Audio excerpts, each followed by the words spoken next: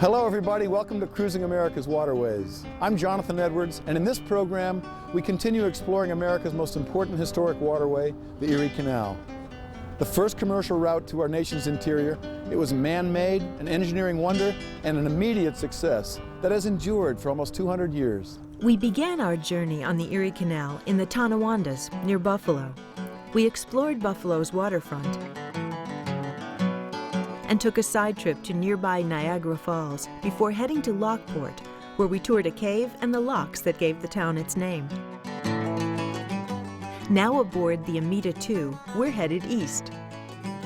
While you're taking a relaxing cruise on the Amita II, you may want to browse the library that they have here, and I found an interesting book.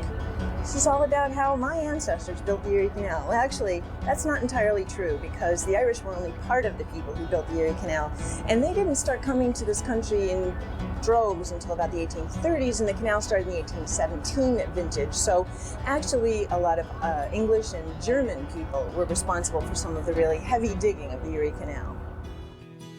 Canal travel is slow-paced, with a maximum speed limit of 10 miles per hour. Mid-Lakes Navigation Company, founded by Captain Dan Wiles' father, has been offering canal cruises for over 30 years. The bottom line meaning of the Erie Canal is New York State, the Empire State. Without it, you don't have New York City, you don't have the Empire State, you don't have what was once the most populous, wealthiest state in the Union. You have something very, very different, and I don't know what it would have been without the Erie Canal. The fact that the history isn't over. They haven't finished the book. The book continues. Every year when I do a lecture and talk about the history of the canal, the history gets longer and longer and longer because there's more to talk about. In talking to boaters or passengers that stop by, they boat on the ocean or Long Island Sound. Personally, I don't see any reason to leave sight of land. And the guys who go out in the ocean say, how can you be so confined in this small canal? And, you know, it's just a different stroke for different folks. I don't feel confined, I feel very safe in here. The Amita II weighs 65 tons and was built by the Blount Shipyard in 1953. It can easily carry 40 passengers. See this person standing up there on the bridge? We're actually getting a delivery, and as we pass under the bridge, this girl is going to drop a package down onto the boat, something that we're waiting for here. Well, hope she doesn't land it on my head.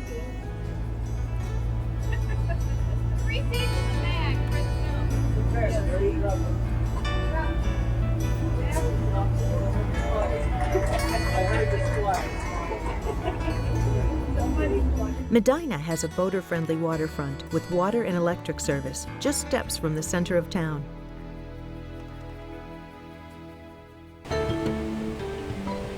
Today's Erie Canal has one aqueduct, unlike the original Erie Canal, which had 18 aqueducts. This one aqueduct is here in Medina. Now, an aqueduct is a structure that carries water over water. In this instance, it's carrying today's Erie Canal over Oak Orchard Creek.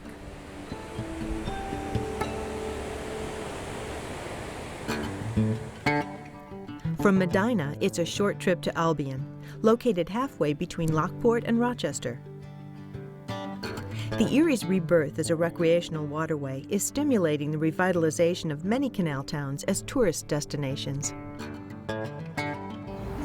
We're in the town of Albion, and if you take a look at some of the dates on the buildings, you'll learn that the 1800s was pretty much the heyday for a lot of the villages and towns that grew up along the Erie Canal.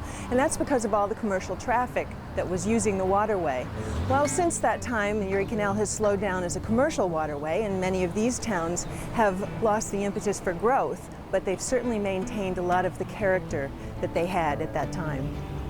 It's true, most cats don't like the water, but this one does. Of course, this is a catamaran, fondly called a cat by boaters, and it's a twin-hulled vessel. And all kinds of boats use the Erie Canal, both for the entertainment of traveling along it itself or to get from one body of water to another, which is probably what this one is doing. Back aboard the Amita, we continue east, passing Holly with its redeveloped waterfront that has public shower and restroom facilities for transient boaters. The town, just a short walk from here, sponsors an annual canal festival, one of a full calendar of seasonal events found in communities all along the Erie. Our boat docks for the night in Brockport, a college town with a main street lined with Victorian-era buildings.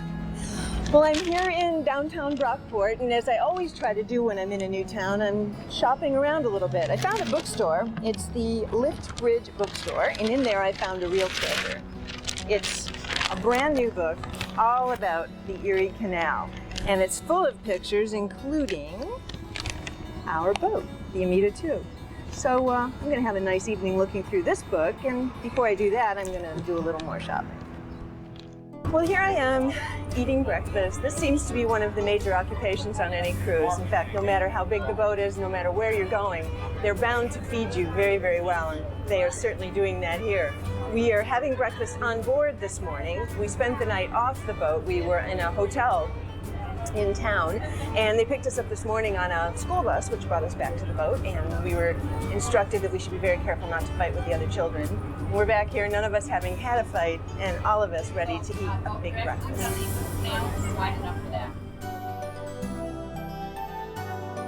Now the old canal is off to our left. It's running through downtown Rochester. We are skirting around the south city limit. Actually, the canal makes up the city limit for some of this stretch. And as you're trying to envision this as being carved out and how much material had to be removed, remember that under the surface of the water, it's 12 feet deep. There's another 12 feet underneath the boat that had to be removed as well. You can tell when you're approaching a larger metropolitan area because there are more bridges crossing the canal. I'm walking along the Cornhill Landing. This is part of the City of Rochester's waterfront redevelopment. Behind me is the City of Rochester, and here to my left is the Genesee River. Just a little bit up in front of me is the Erie Canal, and all of that means that you can take your boat along the Erie Canal, take a little side trip up the Genesee River, dock here at the Cornhill Landing where they have all the amenities a boater might want, and then you can take some journeys into the City of Rochester. This stately structure was once the private home of Rochester resident George Eastman. When you're in the Rochester area, you must go to the George Eastman house. George Eastman, think of the connection, Eastman Kodak, and you'll understand. George Eastman invented the Kodak camera. The Kodak camera was the camera that made it possible for average people to take photographs. Today, the George Eastman House is a museum, and it houses not only wonderful photographic works, but also a collection of cameras and world-renowned and probably the largest collection of motion pictures. Well, George Eastman invented motion picture film, and motion picture film was invented in 1895. However, in 1928, we were yet to see color motion picture film, and right here in this garden is where George Eastman and Thomas Edison introduced color motion picture film to the world. They invited a lot of press and VIPs to the garden and filmed them, and people had no idea they were being shot in color. And then, while they ate dinner here in this garden, George Eastman, the marketing genius that he was, rushed the film up to the Kodak factory, had it processed, and during dessert, set up screens in the garden and showed the crowd themselves in color for the first time ever, and made headlines all over the world the next day. The Genesee River isn't navigable north of the Court Street Dam. It's hard to believe, but I'm in downtown Rochester, and it's also hard to believe, but I'm walking in what used to be the Erie Canal. The Erie Canal was carried over the Genesee River here on an aqueduct, and this is the bed of that old aqueduct. It was built between 1836 and 1842 and designed by Nathan Roberts. At the aqueduct, the smell of barbecue was in the air, leading us to the unique dinosaur barbecue. I mean, did your mom teach you how to do this, or what? My mother's Italian. She teaches me barbecue. Most of our meats are smoked. So you're not grilling it or anything? We're not grilling it. No, it's not on a flame. What's happening is in this smoker, the flame is over here. In this little box, we have wood fired up over there, and that's propelling smoke through the smoker. If you look right here at these gauges, they're at about 250, 300 degrees. So smoking is very low heat, and that's why it takes so long. Yep, we'll open this up, you'll see that in here we have pork butts. Pork butts come from the shoulder of the pig, and that's Where our Memphis-style pork barbecue sandwiches come from. They're smoked for about 4 hours in here. So we just got on my bike and rode through the south and learned how to do barbecue the right way. Yes, it's very good, very good. It's all wood fires. All wood fired, yes. That makes it taste a little better. Yep, we use hickory and fruit woods. And people can actually come in on boats. I mean, you can dock up over across the lake. Yeah. East of Rochester, we passed some architectural treasures, still in use today. This beautiful spot is called Bushnell's Basin. It's one of the lovely places that you can stop along the Erie Canal, tie your boat up, get something to eat, maybe even stay overnight in an inn. In fact, inns have been located here for quite some time. This property was originally owned by a farmer who in 1818 decided he wasn't too interested in the proposed Erie Canal that was going to be going right through his property. So it was sold and eventually ended up in the hands of the Richardsons, who did establish an inn here. And this inn was later sold in the 1930s to some folks who billed themselves as naturists, but were in fact nudists. Many years later, in the 1970s, the property was restored and is pretty much in the conditions you see it here today, a beautiful place to stop along the Erie Canal. Pittsford is known as the Queen of the Canal Ports. The village has retained its 19th century charm, with unique shops, restaurants, and even a luxury hotel found alongside the Erie. We're headed into the canal community of Fairport, and it got its name because the old canalers thought of it as a fair port, or a great place to dock. It's because it had lots of amenities for them, and that's the case today. It's one of probably the best places to stop along the canal in terms of places to stop and eat and shop. It has 3 canal parks and plenty of places to tie up just about anything you could want for a stop along the canal. It also has the canal's only slanted lift bridge, and that one is in Ripley's Believe It or Not. In Fairport, you can rent kayaks, canoes, paddle boats, and even surf bikes for use on the canal. Plans are underway to have rentals available all along the canal, so you can rent equipment in one town and return it in another. This family is able to travel the canal without renting any special equipment. You can captain a boat on the Erie without owning one by renting a hire boat. We followed Juan and Jerry on their excellent adventure. A lot of maps. I know a ton of stuff, isn't there? What's for what? That's my thing. Spend more time looking over this than actually being on the boat. That's what I'm looking forward to, because I've never stayed overnight on a boat, so I've only seen pictures, movies where how it looks when the sun is coming up on the sea, on the water. So that's what I'm very much looking forward to. How about peppers? Yeah, I definitely for. What are you gonna cook? What do you want to cook? Oh yeah. Do you want to? Hey, we what can do you do an want omelet. I'll do an omelet. Okay, you want to do a breakfast? Because I know I could make a little. I could do a breakfast. A lunch or I know we're gonna stop off and eat at least one time, but I can make at least one meal. Do you? Okay. Hey Jerry, you haven't mentioned my shirt. I wasn't sure if you were gonna bring up the shirt, like what it says, or if you know what it says. Well, I took Spanish, and I didn't want to embarrass you. I figured that. What do you think the shirt says?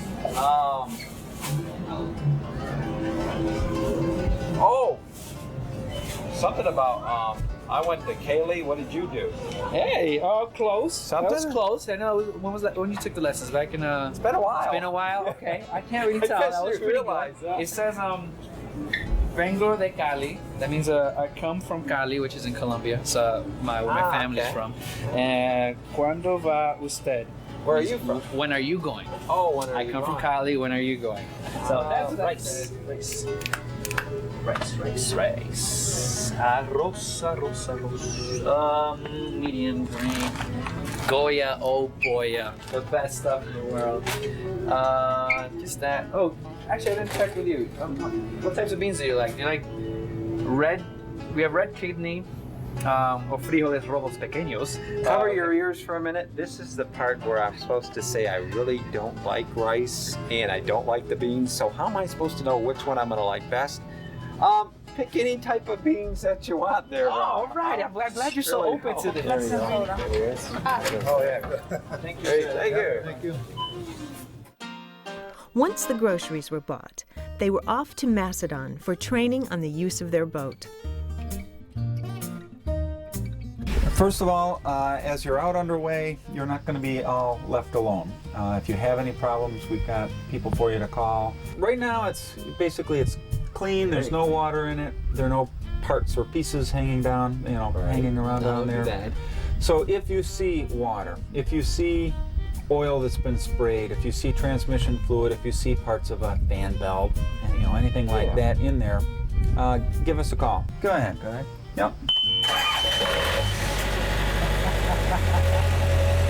Okay, you can see the flow of water. You might be able to get a very slight whiff of propane. Ignore it. Anything to lighten up the mood. That's fine. Bow prop and shear pin. There's a wonderful device here called a bow propeller. All it is a propeller mounted in a tube going from side to side in the boat, and by pushing one button, it moves the bow one direction, the direction of the arrow, and hitting the other button moves it back the other way. Wow, it even works. And it even works. The first movement of the lever shifts gears. That puts it into forward. And then continued movement of the lever applies increased throttle. Water temperature operating will be between 80 and 90 degrees centigrade. Running lights are for your navigation lights used for operating at night, which you generally should not expect to do. Basically, there's a little green gauge on there, or a mark in the gauge indicating that it's charged. If there actually were a fire, you're going to be going 90 miles an hour adrenaline-wise, so you will have no trouble pulling that pin and breaking that seal. Keep in mind, if you're ever using one of these, that the total amount of extinguishing agent and time that you've got to use this is 8 to 12 seconds for this size. The only real instructions that we have for that is waste and toilet paper only. And put the lid down when you're done. And put be courteous. Be courteous. Exactly. And it's and you would wipe it on that. It's okay. You're not gonna pulling things. I'm like, what is that? Not a problem. You actually might hear the propane a little bit. This burner igniter simply makes a spark. Now pull it straight out. Oh, wow. Okay. All right. That's the bad news, is that you don't have, it's not peppy. The good news is you'll have a lot of time to think about things. Let's get underway. As quick as you can. All right. Getting underway, getting out of a blind channel, going into an active channel. Ooh, a horn. Very good. What we're going to do next is simply do a 180. Want to get you an idea how sharp the boat turns? Okay, we can head on down toward the lock. Again, you can see a channel off to the right, and that's where the old canal went. Lock 30, lock 30. This is the higher boat Hemlock. Over. So you call them the first time just to get their attention. You've got to put it in forward or you don't have any steerage. You've got to do the maneuvering first. Oh, I didn't kick your stern over. Oh, yep. And now back down. Back down. There you go. Secure you to this cleat. It would be one wrap around the base, a figure 8, and then what's called a weather hitch, which is simply twisting the line and setting it over the cleat. And what it does is it locks the bitter end of the line to the cleat. Yeah, this procedure is going to be the same at each lock.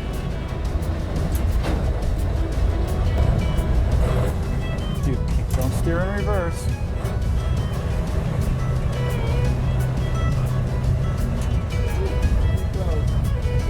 How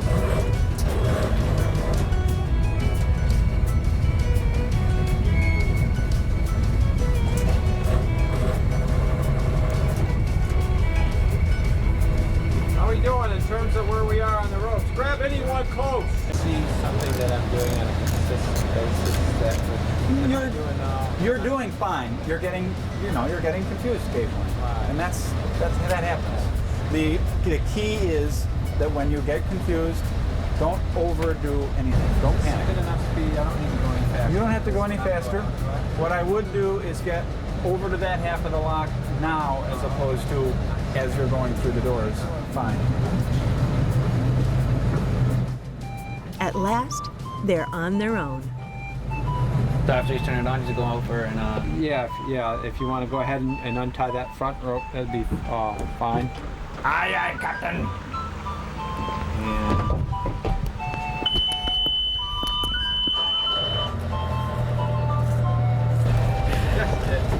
make me crazy.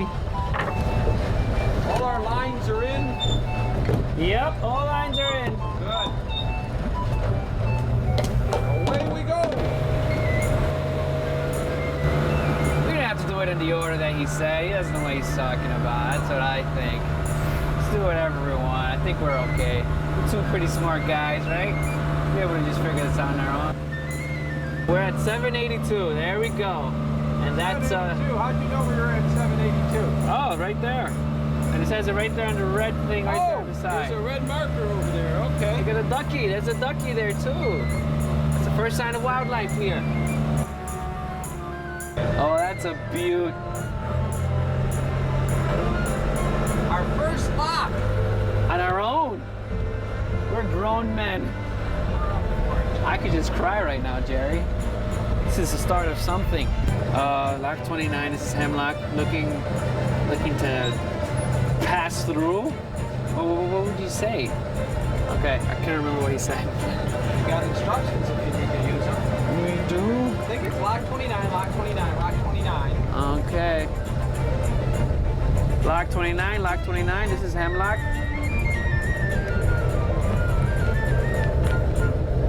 Lock 29, lock all set. I'll open it. Thank you very much. That's it.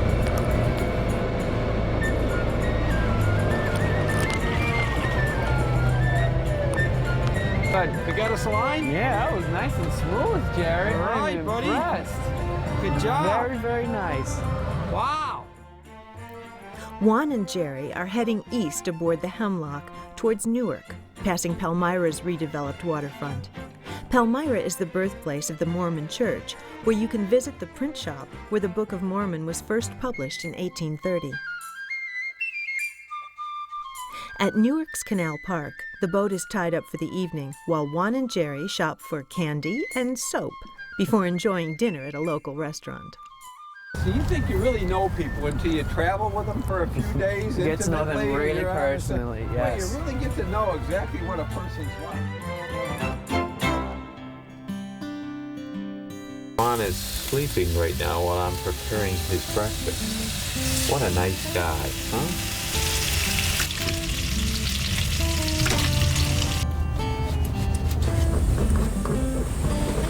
Okay, I guess we got the eggs ready. So when are we gonna get married, Jerry? If you could do this for me every morning. Oh, I knew you were going to do that. See? I knew that was going to happen. It's the way to You'd be my heart. It's expecting it through every my morning. stomach. I'll tell you what, I think it's good. Thank you for the great breakfast. I hope you enjoy it. I will. I know I will. I have faith in Jerry.